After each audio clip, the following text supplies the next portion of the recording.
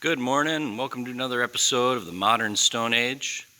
Today we're going to talk about the Jaguar 2 from Park Industries that we've had for about 21 years, I believe. This is its second location of where it was moved to and being utilized. We had our stone shop originally in another building across the street here.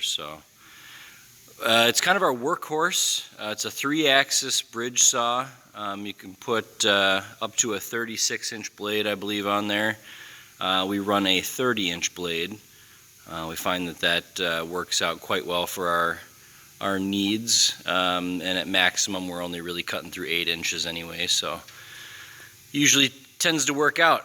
So I'll just kind of show you a bit of the saw. We've got the table here, which we poured concrete top.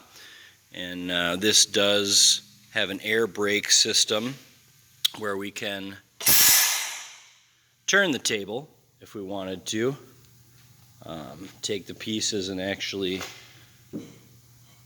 turn things. So you cut it one way, you can turn the table, lock it back to the 90 or whatever angle you need.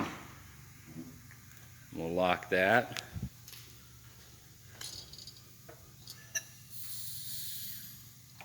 Into position, kind of thing. So then we can line it up again and make the cuts we need. So for the Jaguar itself, we just booted this on, and we'll actually go into the system here,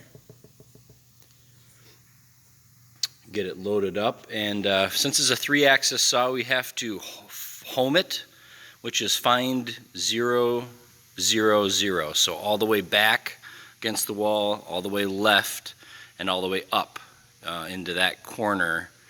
Essentially there will be our 0, 0, 0. Once we home it, we'll bring it over to the table and we'll find the top of the supports here, this homosote. We'll put the blade right on top of that and then zero it out for the bottom, telling it where the bottom 0 is. So as you can see here, there's 4 cutting modes: manual, semi-auto, auto, and profile. Most of the time we're using either manual or auto, depending on what we're cutting and how many pieces of similar type.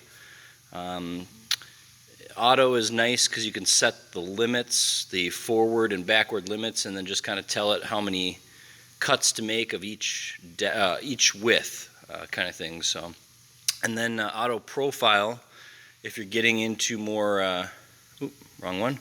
If you're getting into more fancy pieces where we've got, say, a big wash on the cap, or if we've got a smaller wash, we can set these up in AutoCAD, program them into the saw, and then cut these if we wanted to do a fancy type surround or, fireplace mantle.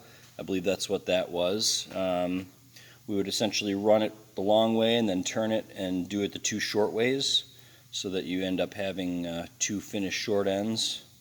But pretty much any shape that you can design in AutoCAD, we can import into the saw and then essentially program it to cut the shapes. And then all we got to do is finish the piece by either sanding it or putting a polish on it, whatever people want to do, kind of thing. So Jaguar is a pretty darn good saw. Like I said, we've had it for 21 years. And we'll get a little video of some cutting and profiling, show everybody what the capabilities are. So until the next episode.